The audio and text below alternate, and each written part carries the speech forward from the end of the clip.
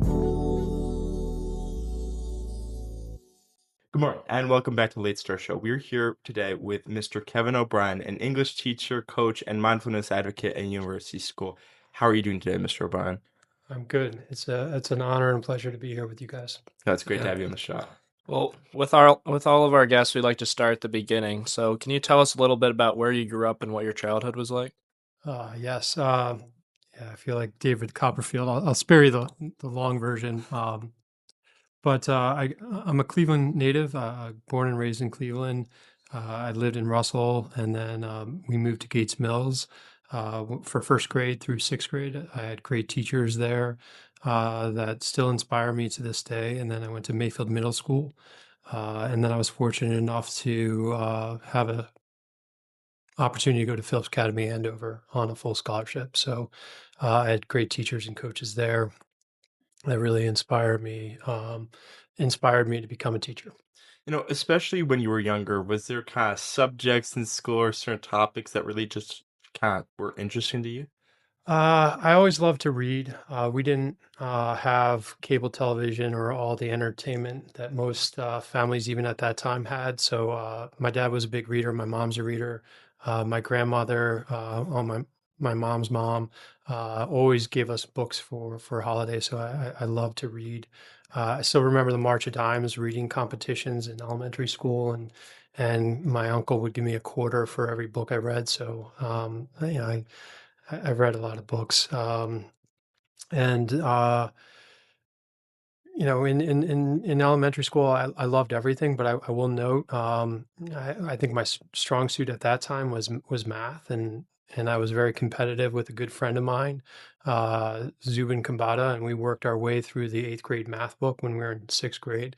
It wasn't BC calculus or anything like that, but I think that friendly rivalry, to have someone to work through math problems with was one of the keys to success there. And also I loved the performing arts in elementary school. And sadly, when I got to middle school, that the ability to do shows and singing and choir, and we did a lot of talent shows at Gates Mills Elementary, and my mom coordinated a lot of those as a former dance teacher at Lake Erie College, and that was something that was a part of the community culture that they fostered, performing arts.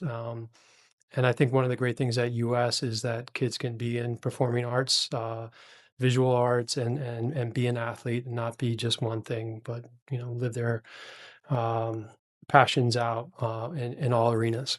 Yeah. So.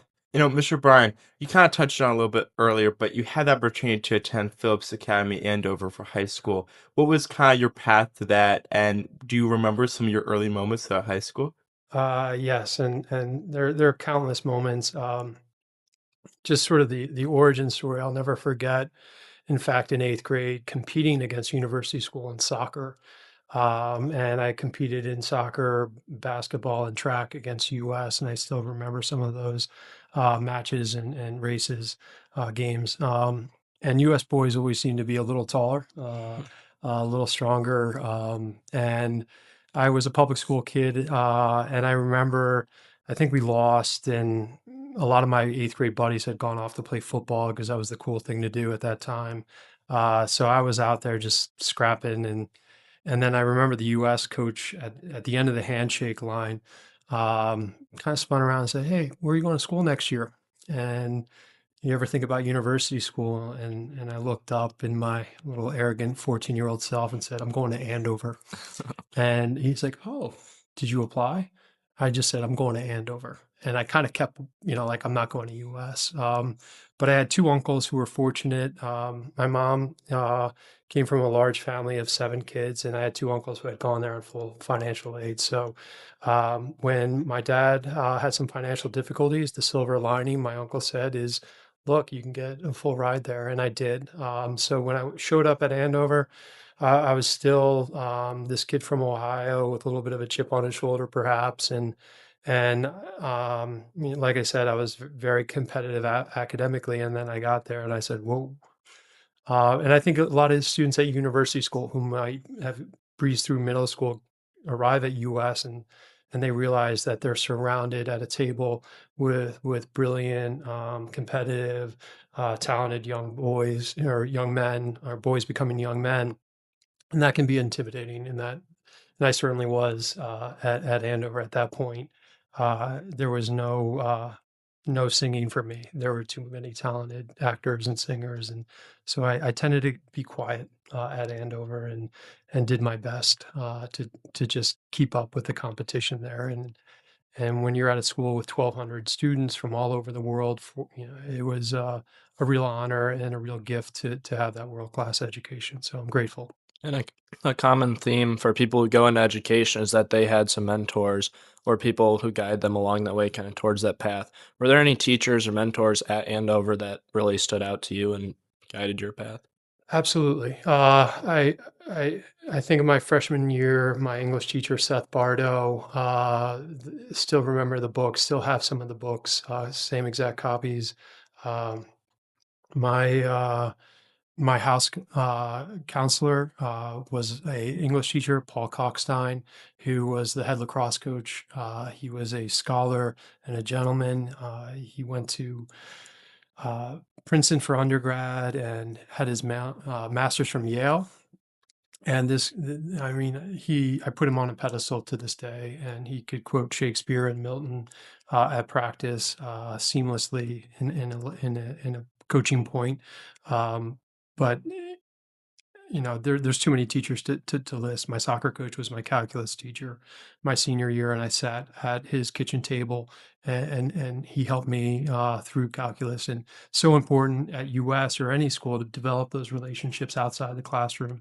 And it takes a lot of courage to ask for help. And sometimes I was a little stubborn and wouldn't ask for help, but my coach would say, I'll see you at the table tonight. And then I would show up, or I would meet my teachers at breakfast at boarding school. So at US, we try to pack a lot in. So I encourage students to find time to meet with their teachers outside of class, because that made all the difference in my experience. Throughout high school, you also played lacrosse, and then later you went on to play lacrosse at the University of Pennsylvania, right? What position did you play when you started, and how did you kind of end up on the team at Penn, and what was really that kind of transition like? Uh, it's a long story, like a lot of stories are, but great question. And I was a baseball kid growing up in Mayfield. I mentioned I did a lot of different sports in middle school, and then soccer. I got cut from the JV. I was on the freshman team. Basketball I was on the JV2 team, and then lacrosse. I knew I was going to play baseball with the travel and all that in the summer when I got home after freshman year, but I wanted to try lacrosse to my father's chagrin. But the part of the story was baseball tryouts were rained out, so I was like, I'm going to try this. And I went out there. I had never worn a helmet before. My dad said I was too skinny to play football in middle school, and if you want to play in high school, so be it. But then I got better at soccer. But I think a lot of those different skills. Um, the hand-eye in baseball, and then the endurance of running the mile and 800 and track, those types of, the basketball, it's basketball with sticks. So I always encourage athletes, particularly basketball, soccer, hockey, like just that, there's lacrosse brings a lot of different skill sets. And what I love about lacrosse is you don't need to be tall. You don't need to be the biggest. You don't even need to be the fastest. But if you have good hands and good instincts and do the work, things pay off. So in high school, I continued to be a multi-sport athlete. I was a soccer captain my senior year, and my sophomore year, I had an injury. I lost that whole season after making varsity. Coincidentally, I'm still grateful to Coach Brian Teeple at University School, who welcomed me to the spring break Florida trip with University School. So part of my history and my gratitude is I played with, I graduated in the 92. There were a number of great U.S. players that challenged me that spring break and still connected with. But then I even did pole vault my sophomore year, wrestled my junior year. But lacrosse, when I got to college, to answer your question, I was a midfielder, and then within a few days, David Petromala, who was an all-world defenseman, sat me down and switched me from midfield to defense. And I was a little heartbroken. I took it personally, as I shouldn't have. But I was very grateful and still grateful to Coach Petramala for just the 1 year we had together my freshman year. And Penn, I mean, as all of our listeners know, is a very academically challenging place, like Andover was. How'd you balance those demands with athletics and academics? It was challenging. It was really beyond challenging at times. I just was reminiscing a little bit today with Mr. Garrett. I thought I would be pre-med. That shortly that bubble popped. My uncle had gone to Penn and gave me some nice advice. He was an orthopedic surgeon. He said, just take chemistry and calculus, and that wasn't for me. But I was an English major, and I was one of two English majors in my 4 years at UPenn, and I had a lot of buddies who would ask me, "What are you going to do with that?" Which is a common question for English teachers or English majors. And in the back of my mind, I had these great English teachers, so that was something I thought of. But the real demands of college, I was a work study student on a lot of financial aid. I was very grateful to be there, but I worked in the library 20 hours, and just my college coach said you could do two things in college. You can have a social life and do the fraternity, or academics, or you could do lacrosse. So you have to pick two of those three things. And for me, I played all 4 years, and I was fortunate to stick with it through a lot of injuries and ups and downs. And I'm proud to say I'm part of that program. I was a captain my senior year, and you didn't see a lot of kids from Ohio playing Division I lacrosse at that time. So a lot of grit. But I had great friends, and there were friends and upperclassmen that encouraged me at my lowest point. So I still remember some of those conversations when I was at my lowest. So it was hard to balance all that. So forgive me the long-winded answer, but um, it's a commitment. Yeah. And then moving on to after graduation, you became an English teacher. I know you taught at WRA, and then you also coached lacrosse there and then transitioned to US. Can you take us kind of through that journey just of after graduating up until this point? Yes, and it was certainly an odyssey. As after college, I was asking a lot of big questions as to what is next. I spent some time in New York City working both at a hedge fund and then working in film production. And then 9/11 happened, and I was downtown in Manhattan and on my way to work at a film house in Tribeca, and we all know what happened that day, and I witnessed a lot that day. So that changed the trajectory. Our offices were closed for 2 weeks. Being assistant to the president of a film company didn't seem as glamorous as it did 2 weeks before that. And I gave notice. I ended up moving to Miami briefly to work with a friend of mine from high school who was inspired by Hoop Dreams and the book Friday Night Lights, who was an Andover grad, and I worked as his assistant. I held the boom mic on Friday night games in Miami-Dade County, filming, and it was the interaction between the teachers and the players and coaches. And then I reached out to some people who I worked at camp in New Hampshire for 5 summers, and I had some great mentors there. And before I knew it, I was the head lacrosse coach at a small school in Potomac, Maryland. I was there for 4 years, 4 seasons as head coach. And then I was at Western Reserve for 8 years, and I loved my time at Western Reserve Academy. But 8 years at a boarding school, it was time for a new challenge. So I moved to Episcopal Academy for a couple of years. My dad passed in my second year and wanted to make a change. And then I was at the Hill School for 3 years until 8 years ago, an opening opened up at University School, and I came home. So, 5 schools over 23 years, and first time at an all boys school. But it's a special time, and I think it's a great time to be at university school. So I'm excited. Do you remember some of those kind of first days teaching at US? Obviously, we've heard a lot of teachers kind of talk about some of those moments, but obviously you were a pretty experienced teacher coming into US. Were there any surprises or just new things that you had to learn on the fly? Yes, and I think still learning. The competitiveness between students at university school and a boys' culture. Having worked in a co-ed environment, I experienced some, not to stereotype or essentialize boys as maybe sometimes a little reticent to participate. So I noticed right off the bat, I'm like, wow, these boys are really engaged, and then I realized like they don't stop talking. Whereas some of the boys in previous experiences might have been a little bit more reserved. So it was a curiosity here with boys. And I think the values here at university school, taking their work seriously, for the most part, and then instilling that sense of responsibility. I think there's a true sense of loyalty and brotherhood here, that they're trying to help each other. They'll give each other a hard time at times, but I think there is a wonderful culture, and I think of culture as it's cultivating those values and practicing those values, not just preaching, the shorthand RLC, but I think there are a lot of pros and cons to every school, boarding versus day.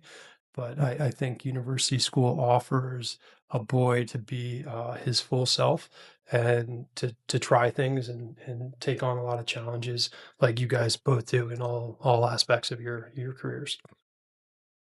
What do you find kind of most unique about teaching specifically later as you start practicing mindfulness really a lot more? What is kind of the mindfulness connection with English, and how did you really kind of get into mindfulness? Uh, there's a lot of ways I can answer that, and that's a wonderful way of asking that question. I I think of mindfulness more as a practice. And it's an action of stepping back without judgment, observing, taking a deep breath, pausing, and then offering some space between how we respond to something mindfully versus how we react emotionally. So I think we have culture of hot takes and this, that, and the other. So just to look at literature with emotional intelligence to recognize what is this character feeling, what does this character need, what is in the way of what they need, how are these feelings manifesting because these needs are not met. I think there's a lot of great critical thinking that you can do with some ability to recognize and understand what's driving a character, and then more importantly, how that relates to our own stories. The story I'm telling myself feels real, but is it true? Not going to get into college. I hear that on the weekly after a bad test or a bad quiz, and it's not. That feels real, like honoring. You have permission to feel that, but so that discernment, that feels real, but is it true? So that's a question I ask. The story I'm telling myself right now, is that helping or hurting me right now? So these are questions I try to instill with journaling as a mindfulness practice. Um, I like to say sometimes you have to write to figure it out. And I think of writing as a way of downloading all these stories that we have in our head, and then gives us some space and, just to kind of vent. Paper is more patient than people, says Anne Frank. So that's something that I like to, instill in students, is that reflective practice. I like that. And especially now in our current state of things with technology and the digital world and social media, it seems there's less and less time to kind of think and just be present. So, what Mhm. do you try? Like, what do you think is important, especially now, for us to just focus and be present? Are there ways that we can do that? And what is the importance of that in today's world? I mean, it may be everything. What makes us human, and the word discernment, I think, is one that I've really embraced, particularly, let's say, with AI. Large language models generate language. Okay, this sounds real, but is it true? Just as we spin stories in our head that feel real, but are they true? And I think in a need, you can get a product very quickly from technology, from AI, but I think it's more about the process, how we get there, how we listen and communicate. Uh, I think this conversation is a testimony to storytelling, to asking questions and listening, but with mindfulness, I think part of it is slowing down, to step back and ask, like, what do we want? Like, what do we really want? Is it just to get the job done? How are we going to enjoy this practice? How are we going to find joy in this work? And this is a school designed for challenges. Kids are going to struggle here by design. And how do we kind of embrace that process with resilience and grit? And I witness boys do it all the time, especially over 4 years. And I'm really proud of the graduates.